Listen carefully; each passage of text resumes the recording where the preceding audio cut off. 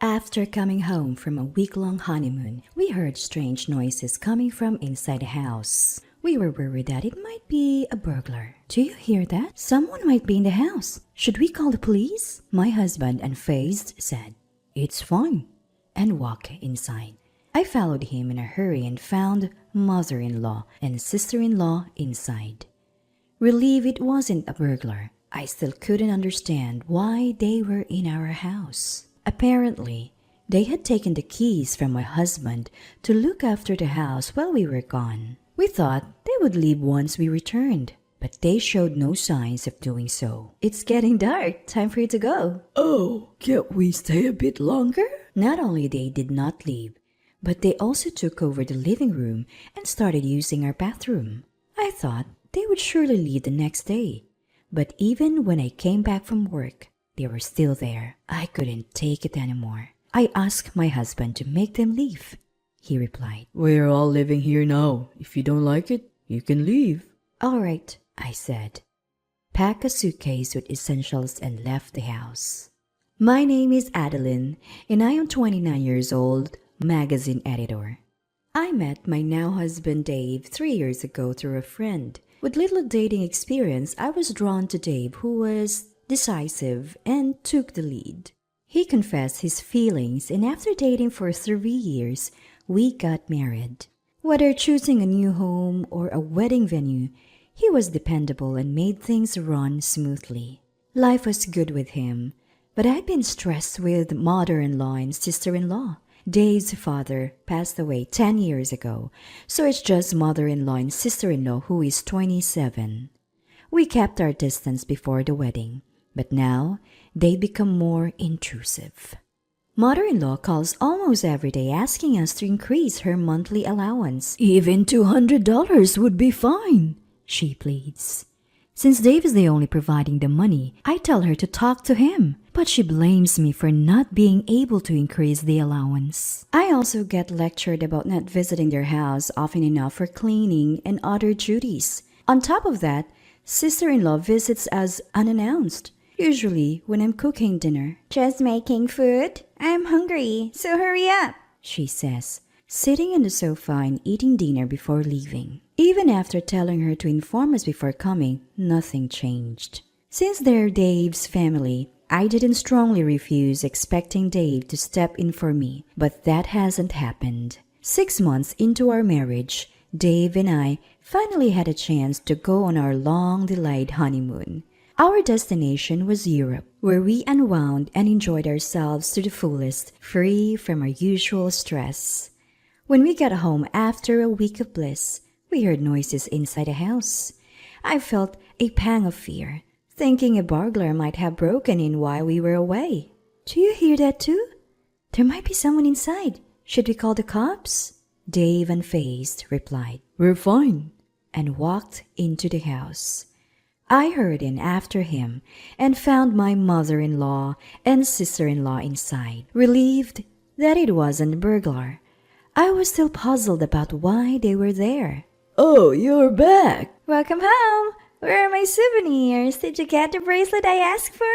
"There's no way we bought that. It's too expensive." As I stood there, stunned, the three of them continued their animated conversation. Why are you guys here?" "You're annoyed we're here, aren't you? Houses are vulnerable when empty. We stayed to protect your home. You should be thankful." Apparently, mother-in-law and sister-in-law had gotten the keys from Dave to house sit while we were away. I whispered to Dave, "You should have consulted me first." He responded, "They offered to watch the place last minute. I didn't have time to consult you." I decided to let it go, figuring their presence had at least deterred burglars. But when I looked around, every room was a mess. Sister-in-law's clothes filled our closet. Items were strewn all over the living room floor. The living room was littered not only on the table, but also on the floor with all kinds of things, including clothes, bags, remote controls, and comic books. It was exhausting to think about clearing up, especially after traveling, but that wasn't even the main issue. Despite our return, mother-in-law and sister-in-law showed no signs of leaving. "It's getting late. You should head home." "We're family. Why bother about formalities?" sister-in-law said, continuing to make themselves at home. I had hoped they'd leave the next day, but even after I returned from work, they were still there. I made it clear they needed to go, but they insisted. We're family, so don't bother about us. I was still doing all the cooking, cleaning, and laundry. So, Dave and I decided we have to ask them to leave when he got home. While cleaning the rooms, I noticed one of my perfumes was missing. It was a limited edition perfume that is not available now and cost over $300, so it was something I used to cherish little by little. In a rush, I asked my mother-in-law, and she had no idea about the perfume. When I confronted my sister-in-law, she said, Oh, I have that. And pulled the perfume out of her bag, but almost none of it was left. I had been saving it, and at least 60% was supposed to be left. It smells good, doesn't it? My friend said so too, so I lent it to them. She said it so casually without any remorse that I finally lost my temper. Why are you using it without asking? What you're doing is theft. Did anyone teach you not to steal? Seriously? I just borrowed it. Why are you making such a big deal? If you only borrowed it, will you give it back? Fine, but I used some. So half the price should be okay, right? I don't want money. I want the same item back. Wow, you're pretty. It's just perfume. I know your brand. It's not that expensive. Saying that, she checked the price on her phone. What? Why is this so expensive? Spending $300 on perfume is stupid. If it's so important, lock it up. She seemed flustered, realizing it was more expensive than she thought. It was important, so I only use it at home. I never thought I have a thief as a relative who'd barge in and use my things. Don't call me a thief for using some perfume. While we were arguing, Dave came home. What's all this noise? Listen, Ro, I use a bit of her perfume, and she's calling me a thief. Leaving the loud sister-in-law in the living room, I explained everything to Dave in the bedroom. I can't take it anymore. Kick mother-in-law and sister-in-law out! Don't get so mad. I hadn't told you yet, but we're all going to live here now. I was stunned by the unexpected news. Our old house is falling apart.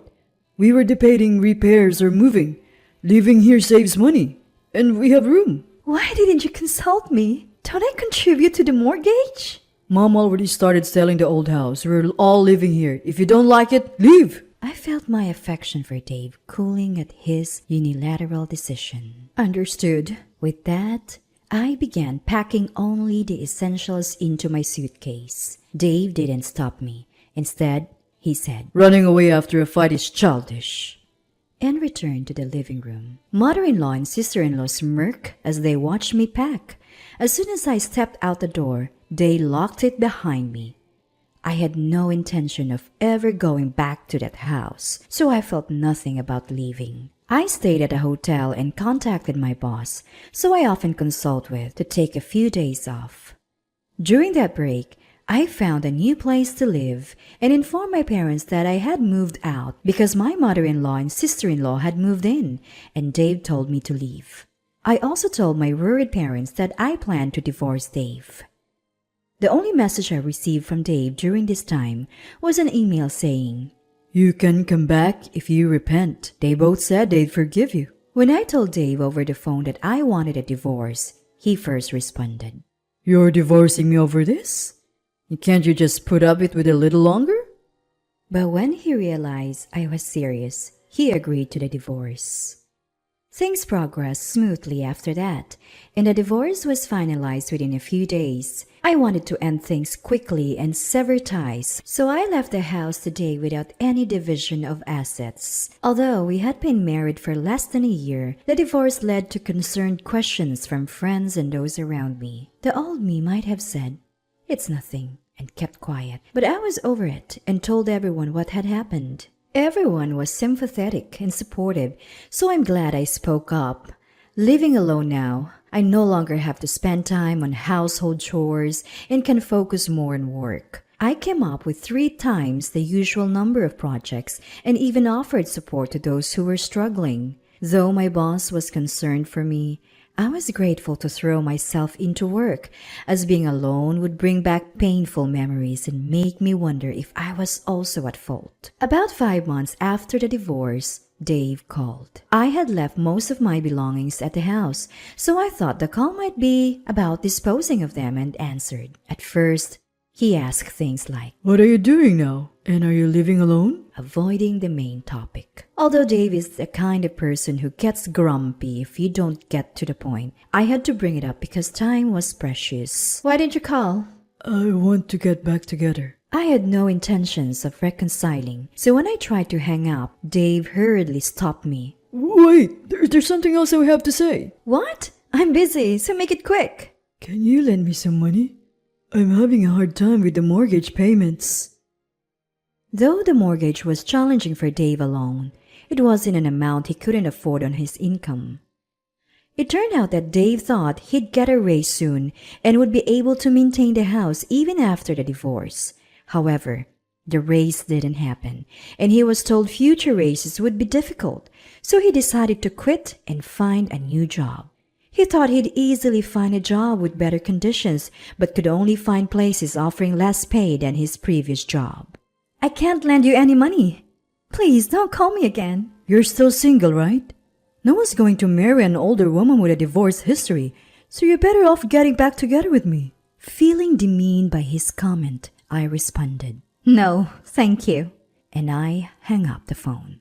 I wondered why I ever liked such a person and felt disappointed in my lack of judgment. And so not just from Dave, but also from mother-in-law and sister-in-law. The calls kept coming. From what I gathered through their calls, they assumed Dave must be earning well since we bought a new house and had a grand wedding reception. They thought I was the one preventing Dave from giving them more money because he himself said he couldn't afford it. So they believed that if I were out of the picture, they could live comfortably. Turns out, Dave's salary was less than they expected, and they panicked, hence the frequent calls. While it's common to think that men earn more than women, I actually make more than Dave. I wanted to block their calls, but Dave knew where I worked. I was afraid they might call or even show up at my workplace, so I answered the phone once in a while. The conversations were always about money. He'd say things like, They both are spending too much and drain our savings. or,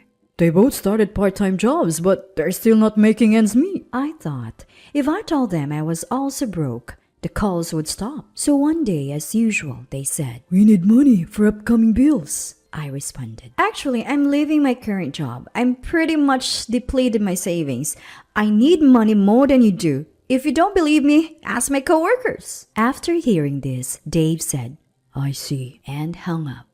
As planned, the calls from the three of them stopped. When I talked about this with a mutual friend, he told me Dave's situation was worse than I'd heard. Turns out, the salary at Dave's new job is less than his previous one, and most of it goes to the mortgage. Not just that, sister-in-law had an affair with her manager and was fired when the manager's wife found out. At first, sister-in-law claimed she didn't know he was married, but it turned out she knew his wife was pregnant. The manager and his wife are divorcing, and it's now public knowledge that sister-in-law caused it. She hasn't found a new job and has lost friends. Dave is paying off loans and barely making ends meet. Mother-in-law keeps complaining that their friends have grandchildren, while her children are single and broke, leading to daily arguments. Our friend said, Dave thinks he's unattractive since the divorce, but he looks so run down and older than his age. There's no way he's getting any attention. Because I share the reasons for our divorce, this friend is the only person still speaking to Dave. He tells me everything because he has no one else to talk to. This is the friend who introduced me to Dave.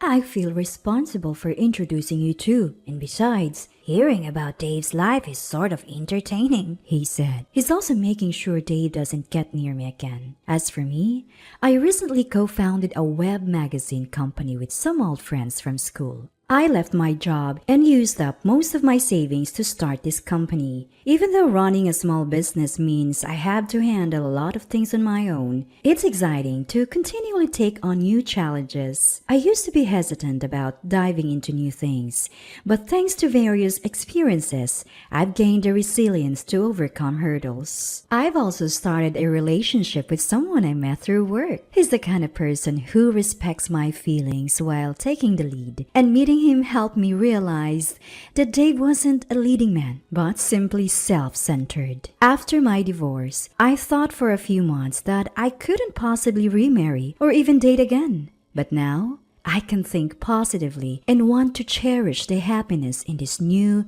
chapter of my life.